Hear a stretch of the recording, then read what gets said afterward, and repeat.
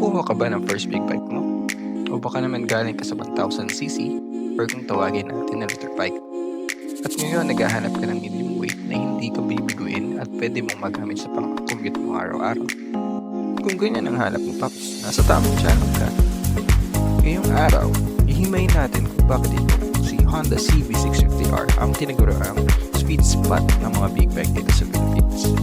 Pag-usapan natin ang kanyang inline 4 engine, ang forma, at kung bakit ito ang perfectong sagot para sa beginner at para sa mga veteranong rider. Sige na, kaya tayo.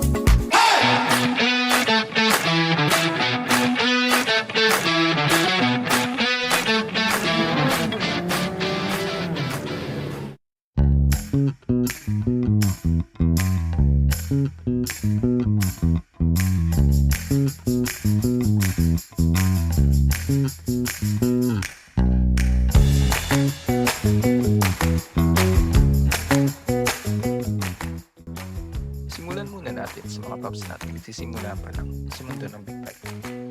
Karaniwang takot kapag lumilipat tayo from 150cc or lower cc's to express legal bikes. Baka masyadong malakas, mata, baka masyadong mabigat, or baka hindi mo makontrol. Dito magaling si Honda. Ang hatak ng CB650R sa below 6,000 RPM, napakapina nito at sibilisado.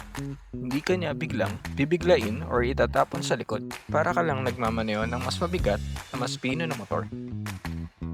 At kahit inline 4 to, hindi siya ganun ka-agresibo kumpara sa mga 2-cylinder na gugulatin ka sa mababang RPMs. Ang sarap niyang dalhin. Dagdag mo pa yung sikat na e-clutch at engineering ng Honda na pwedeng-pwede sa mga bago pa lang nag-a-adjust sa timbang ng 650cc class at hindi pa ganun kasanay sa mga manual na mga motor. Ngayon, para naman sa mga lodi natin galing sa liter 5 or mga 1000cc. Alam niyo yan, Paps, masarap ang horsepower, masarap ang dulo. Pero kapag biniyahe mo na yan sa syudad para pumasok sa trabaho or may mabilis ang sasadyayan, parang impyerno ang init sa hita at ang bigat sa traffic para ka nagbubuhat ng isang sakong semento. Bakit ka bababa sa medium weight na CB650R? Kasi ito yung motor na hindi ka mabibitin sa tunog dahil apat pa rin ang silindro mo. Pero hindi ka rin papatayin sa init kapag natrap ka sa EDSA or sa haba ng pila sa tollgate ng expressway. At hindi mo na rin kailangan ipagbuno sa 200 horsepower sa syudad. Dito sa CB650R, sapat na ang lakas para maiwan mo ang traffic. At higit sa lahat, ang kanyang chassis at ergonomics ay napaka-friendly para sa parang araw-araw na biyahe. Galing ka sa liter bike, hindi ka magmumukhang bumaba dahil ang format tunog nito, pang high-end pa rin ang datingan.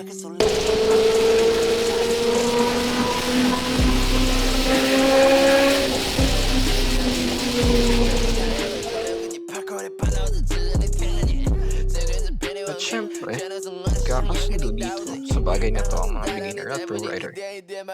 Tunog ng inline 4. Sino nga ba namang motorcycle enthusiast ang hihinay at aayaw sa tunog ng isang inline 4 engine? Kaya para sa akin, Paps, kung nag-iisip ka, ito na ba yung unang hakbang mo sa big bike world? O ito ba ang magiging bagong daily commuter mo para makapagpahinga ng liter bike sa garahe? Huwag ka nang mag-alinlangan, ang CB650R ang sagot sa hinahanap mo. Sulit ba? Sobrang sulit. Sakto ba ang timpla? Saktong-sakto.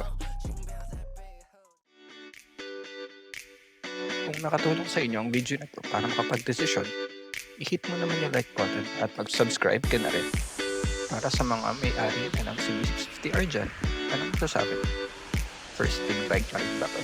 O pang pili nyo lang? I-comment nyo ang kwento sa baba. Maraming salamat sa panonood. Ride safe palagi. Ingat kayo sa kalsada. Peace out.